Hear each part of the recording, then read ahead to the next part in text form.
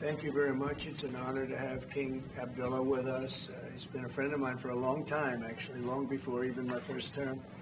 And we've had a great relationship. He's a great gentleman, a great leader, and does a fantastic job in his country. His son, we're lucky enough to have his handsome son with us today, so it's good to see you again. We've had some quick discussions just now, and we're going to have some longer discussions after this. And the relationship with Jordan has been very strong, has been with me, and it really has been with the country. But I think I've been closer than other presidents to Jordan and what Jordan represents. And it's an honor to have you and your son with us today.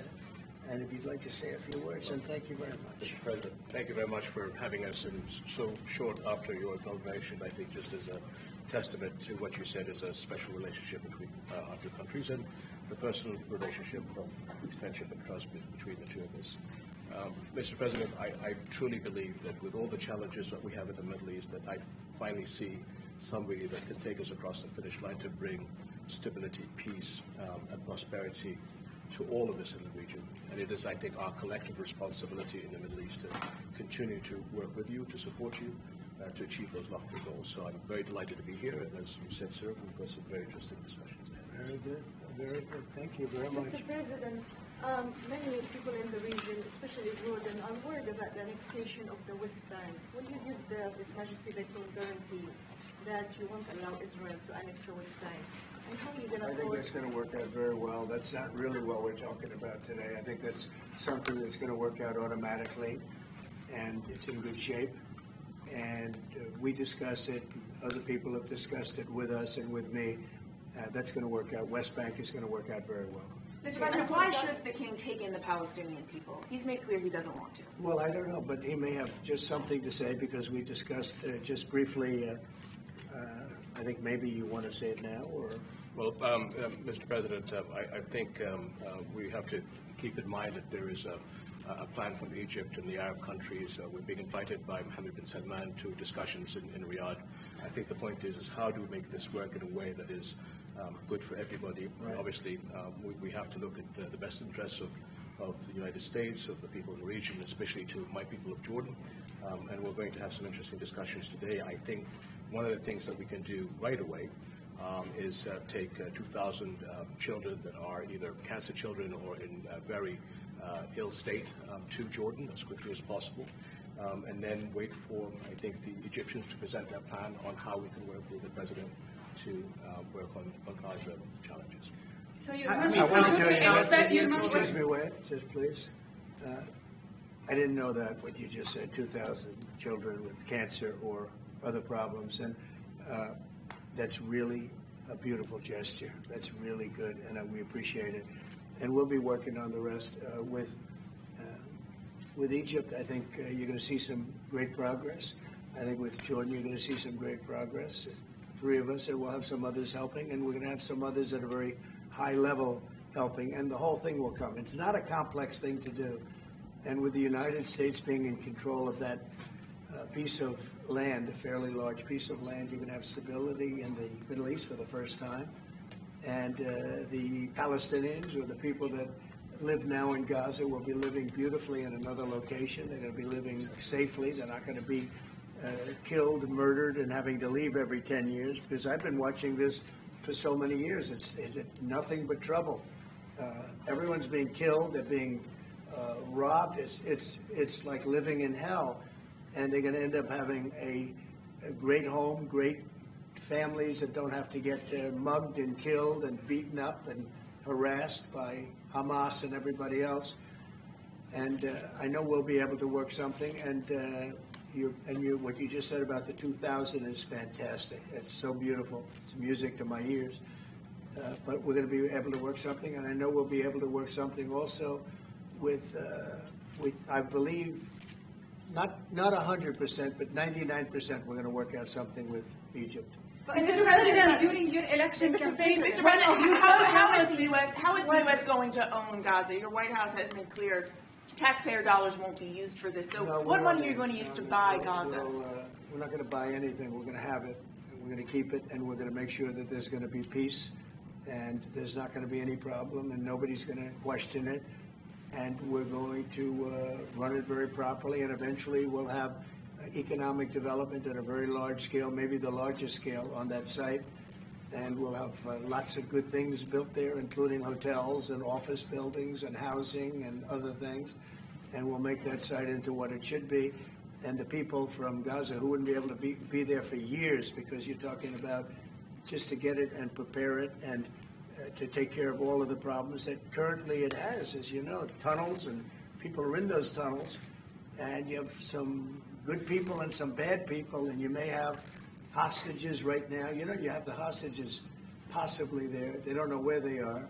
And, you know, I have a Saturday deadline, and I don't think they're going to make the deadline personally. I think they want to play tough guy, but we'll see how tough they are.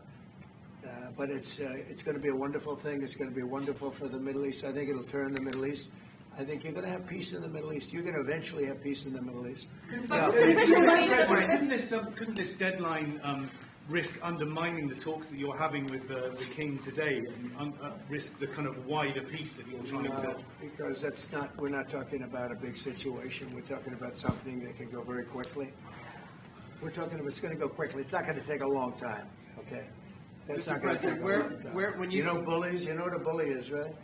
You know the bully. I've always, and I found it throughout my life. A bully is the weakest person, and they're bullies. Hamas is bullies. The weakest people are bullies. You know that, right? All right, go ahead. Mr. President, you were saying that Palestinians will live somewhere else safe. Where exactly do you want them to live? Well, it's not where I want them to live. It's going to be where we ultimately choose as a group. And I believe we'll have a parcel of land in Jordan. I believe we'll have a parcel of land in Egypt. We may have someplace else, but I think when we finish our talks, we'll have a place where they're going to live very happily and very safely. And, you know, don't forget, they only want to be on the Gaza Strip because they don't know anything else. They've never had an alternative. And they don't want to be on the Gaza Strip, but they have no choice. They have to be. And they're being killed there at levels that nobody's ever seen. No place in the world is as dangerous as the Gaza Strip. They don't want to be there. They have no alternative. When they have an alternative, not one person will want to stay where they are. Nobody wants to stay there. They're living in hell. It's a death trap. Mr. President, how do you know that the Palestinians don't want to leave their land? Some people say this is ethnic cleansing. You won't be able to force them to leave their land. We're moving them to a beautiful location where they have new homes, where they can live safely, where they'll have doctors and medical and all of those things, and I think it's going to be good. Yeah, any questions? King Abdullah, what do you think about the U.S. taking over the Gaza Strip? Do you want to see the U.S. own the Gaza Strip? Well, I think, as I said earlier, the President is looking at Egypt coming to present their plan.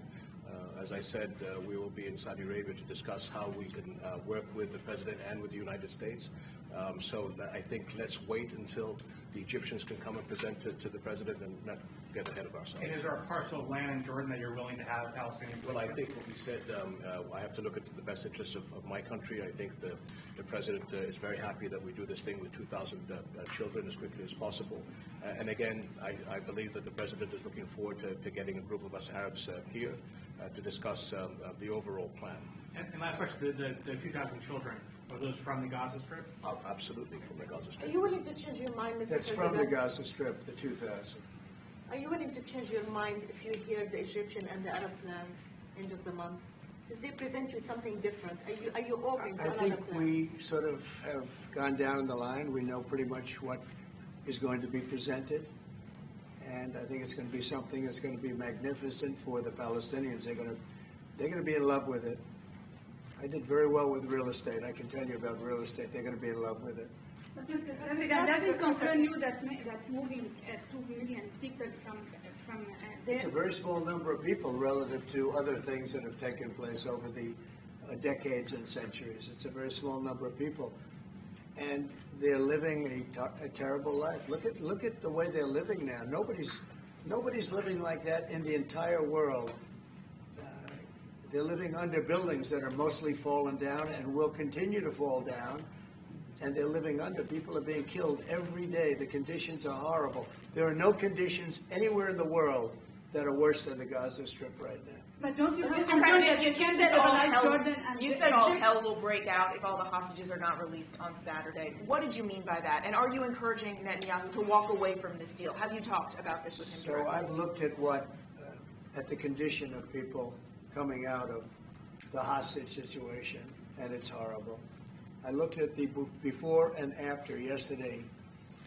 3 young men. One is dead now, as you know, the older gentleman who died, which everybody said he was alive and well. He's dead. But the 3 young men, and I looked at them from a short while ago, and I looked at them now. They're emaciated. They look like Holocaust survivors. They looked. I mean, they'll get better, but they're in rough shape. They were treated really badly, and we've heard things from them since. And I think the reason that Hamas is playing so cute is because they saw the reaction to these 3 people that came out, and the other ones. Look, the one young lady had her hand blown off practically, and they were not in great shape either. But she's missing her fingers and a big part of her hand. You know what she did? She was stopping a bullet that was aimed at her. She went like that, then it blew off her hand. Now, I think I think they want time, because I think the people that they have living are in such bad shape, because they're sending the most healthy people out because they don't want to send the least healthy people out. And there was an uproar when they saw the people from yesterday. So these people are, so I don't want to do 2 and then we do another 2 in another week and then we do 4 in 3 weeks. No. They either have them out by Saturday at 12 o'clock or all bets are off. Mr. President, would you still consider withholding aid to those countries if they don't accept your plans to accept? Well, I don't want to say that because we've had such a good relationship and we're doing so well just in the short time that we've been talking. I mean, the King just made a statement. I didn't ask him to do that, about literally saving 2,000 young children from the Gaza Strip. We didn't know about that. You didn't know about that. Nobody did, except for the King and his son. I assume you told your son, right? And I just thought it was great. No, I think we'll do something. I don't have to threaten with money. We contribute a lot of money to Jordan and to Egypt, by the way, a lot, to both. But I don't have to threaten that. I think we're above that. I do believe we're above that. So. Would you consider other countries, not Jordan and Egypt? There was talks about Indonesia, Albania, other places. Yeah, sure. And we have other countries that want to get involved. We have a lot of people that want to get involved. There's a great sense of wanting to help the Palestinians. There's a lot of good countries out there, people that rule those countries with big hearts, and this gentleman is at the top of the list. But if they don't want to leave, how are you going to force them, Mr. President? Oh, they're going to be great. They're going to be very happy. Can you Your give us a Majesty, sense, Your Mr. Majesty, President, should we may I- expect that the may I- Jordanian response would be part of a coordinated Arab response? The response will be from a multitude of countries, Arab, international. I know the Europeans want to step in. And again, we'll probably have to look to the help of the United States to make sure that COGAT, which is the clearing agency on the Israeli side, makes this as efficient as possible. Because 2,000 kids, the best way to get to them is by helicopters and get them straight to our institutions. I also believe that quite a few countries would also probably like to take some of those kids and have them treated in their hospitals. So we also launch this ASAP. Yes, and that's right. This should have been done by the Biden administration, but, you know, they didn't do anything. They didn't know what the hell they were doing. So this should have been done by the Biden administration. This should have never happened because October 7th would have never happened. If I were president, zero chance of happening. You wouldn't have had that whole mess where the Middle East got blown up, and you wouldn't have had Ukraine and Russia fighting. That would have never happened. And by the way, we're making good progress there, I think. I really think we're making some very good progress. Mr. President, you said before that the U.S. would buy Gaza, and today you just said we're not going to buy Gaza. We're not going to have to buy. We're going to have Gaza. We don't have to buy. There's nothing to buy. We will have Gaza. What does that mean? No reason to buy. There is nothing to buy. It's Gaza. It's a war-torn area. We're going to take it. We're going to hold it. We're going to cherish it. We're going to get it going eventually where a lot of jobs are going to be created for the people in the Middle East. It's going to be for the people in the Middle East, but I think it could be a diamond. It could be an absolute tremendous asset for the Middle East. And you're going to have peace. It's going to bring peace in the Middle East.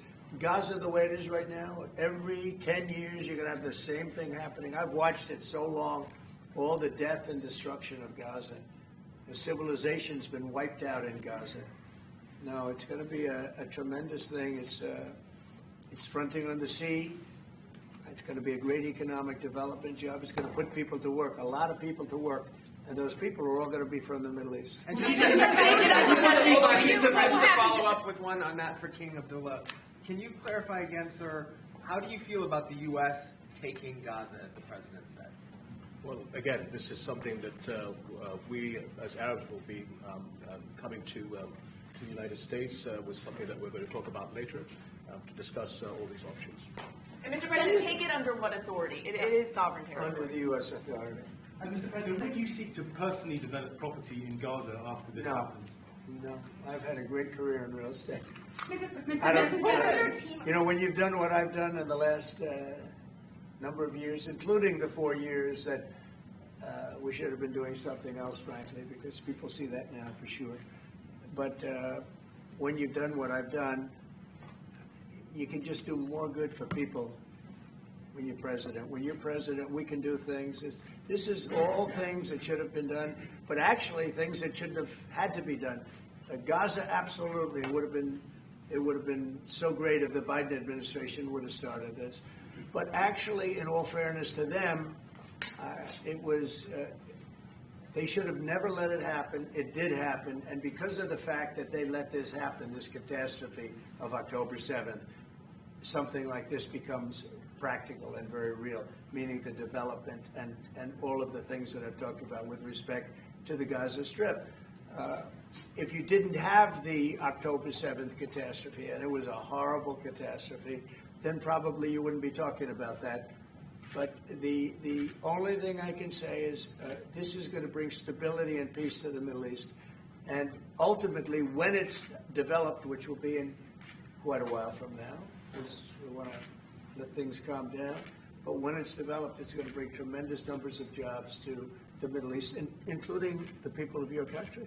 Mr. President, what if it does not bring peace to the Middle East? There are many Palestinians, even though you say that everything is going to be beautiful, everything is going to be lovely, they're not going to want to go back. There are going to be people who want to go back and feel like that it is their right to do that. You haven't said, will there be any type of repercussions or anything that happens? We don't think that's going to happen. We think we think people are going to be very happy, thrilled. A lot of those people that you're talking about are going to end up maybe living there and maybe working there, but it'll be in a different form.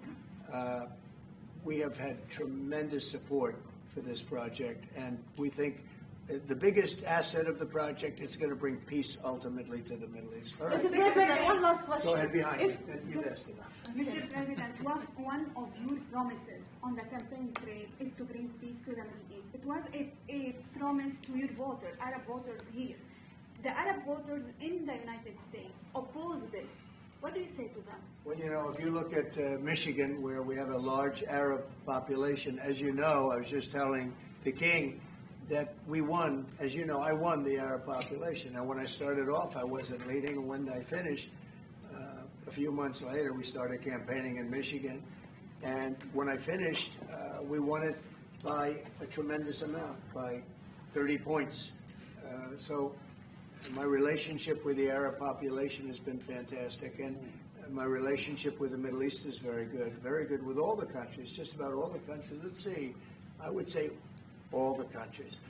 And they all want to do something, and they want to see peace in the Middle East. All the stories you hear about the Middle East not really wanting peace, that they want war, they want this, they want to go a certain place. Let me tell you, those stories are false. They want to have peace. I know them all very well. They want to have peace. They want to have a good life like other people. And this will be a big factor in bringing peace to the Middle East. Thank you very much, everybody. All right, guys. Thank you, guys. Let's go, Press. Let's go. Come on, guys. Quickly, please. Guys, let's go. Come on, quickly. Thank you, guys. Thanks, guys. Come on, guys. Out this way. Quickly, please. Right here.